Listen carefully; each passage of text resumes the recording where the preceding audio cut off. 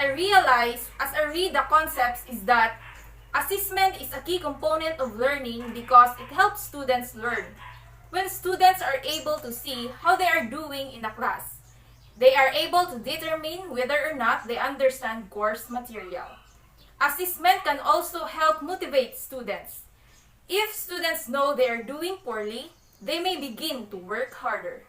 Assessment plays an important role in the process of learning and motivation.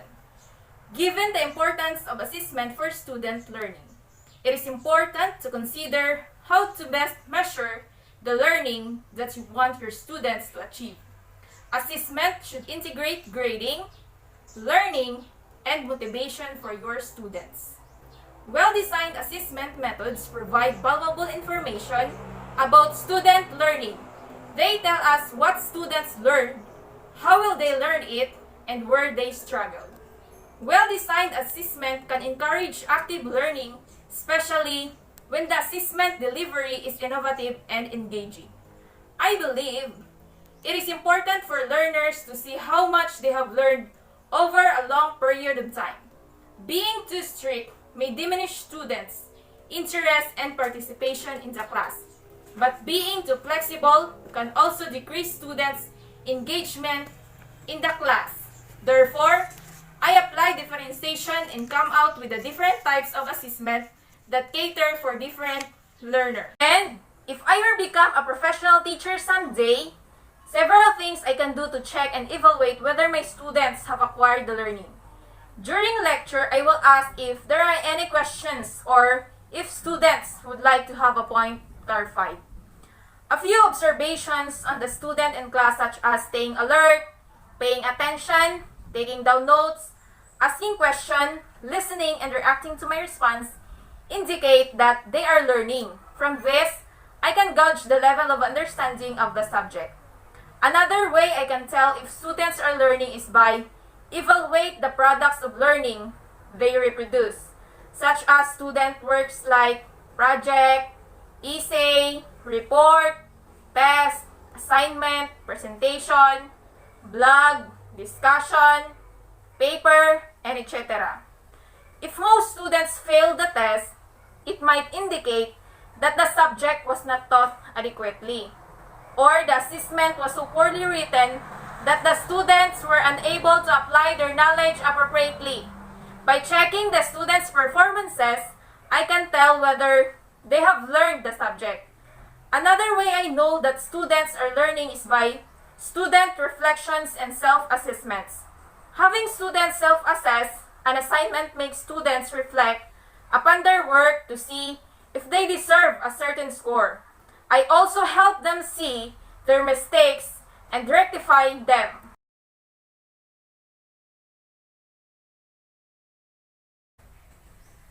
Assessment and its associated feedback are essential to student learning. However, you may find that more of your time is taken up with the areas of assessment associated with quality assurance, rather than its potential to support students' learning. Well-designed assessment has numerous benefits aside from the obvious one of providing a measure of students' progress, as it can be a means to engage students with their learning. Ideally then, you should aim to support active learning rather than assessment of learning to ensure that the assessment process is an integral part of your students' education. Well-designed assessment can encourage active learning, especially when the assessment delivery is innovative and engaging. Peer and self-assessment, for instance, can foster a number of skills such as reflection, critical thinking, and self-awareness, as well as giving students insights into the assessment process. Discussing the ways in which you're assessing with your students can also help to ensure that the aims and goals of your assessments are clear. Utilizing assessment that makes use of technology, such as the use of online discussion forums or electronic submission of work, can teach students new skills. If you design your assessments well, they can also help to deter plagiarism by reducing the ways in which students can gather and report information. At the end of the day, taking some time to think about why, what, and how you're going to assess your students is a worthwhile investment of time.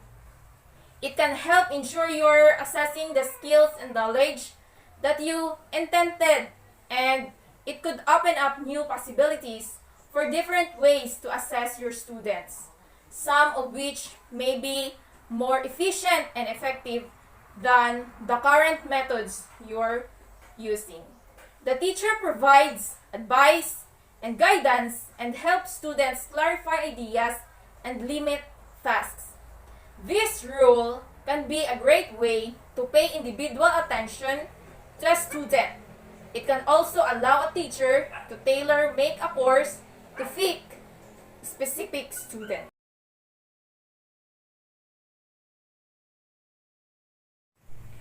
If I become a professional teacher, creating an engaging learning environment can be a challenge at times for any classroom teacher, but you really want your students to be engrossed in the subject you're teaching. When kids are engaged and attentive, I found that they're better listeners and respond quicker to instructions. Plus, they look like they're learning and having fun. A classroom brings together all sorts of students, both well and badly behaved. The latter need special attention to usher them back on the path to good behavior. Here are several ways to help engage with students and make the classroom more interesting, light, and beneficial for learning. First, bring difficult students close to you. Bring badly behaved students close to you. In a classroom setting, you'll find that the noise makers and stubborn elements tend to sit at the back of the class, which offers anonymity and gives confidence to misbehave. Setting such students at the opposite end of the room, somewhere close to the teacher's desk, makes them easily stand out and deter such actions. Second, talk to them in private. Calling out students in front of the class rarely helpful. It can breed resentment and further indiscipline. Also, don't blame or reduce students in front of their friends. Rather, ask him or her to see you after the lesson, when you can look to find out the underlying reason behind the behavior. Third, be the role model of the behavior you want. Enforcing rules in a classroom is hard if you don't follow them yourself. Besides, having clear policies or rules in place, you should be the first to practice what you preach. Otherwise, students will be inclined to follow your examples instead of your words. If you reprimand students for lateness, for example, be early every day. Fourth, define right from wrong. At times, especially when dealing with young children, students might not know what constitutes an acceptable class before. They might know that playing Pokemon Go in class is wrong or reading Cinderella in the middle of a lesson is not allowed. Help make the line between right and wrong clear to them. Fifth, focus more on rewards than punishments. Students trying to avoid punishment is an effective strategy to ensure everyone is on their best behavior. But rewards are a more reproductive approach over the long run. Rewards could be anything from candy, a stuffed toy, or simple compliments to acknowledge their efforts. Sixth, adopt the peer tutor technique. No matter how friendly and accommodating you may try to be, sometimes a misbehaving student needs the shoulder of a peer to lean on. That person could be someone going through the same life experiences or simply a non-authoritative figure. Seventh, try to understand. Sometimes a student may be construed to be rude when they are actually abiding by a cultural practice or tradition.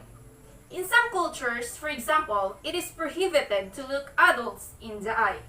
So, when you're telling a student to do so and is looking away or down at the ground, it might have something to do with that. Before you straight away level any action as bad behavior, first, get to the root of the matter. For all they know, you may be asking them to do something contrary to what they believe is right to or proper. Last, never give up on a seemingly stubborn student who looks determined to work your every nerve. Don't let up on the good fight until it is won. Sometimes that takes minutes, other times it takes weeks. Be patient and never let your frustrations get the better of you.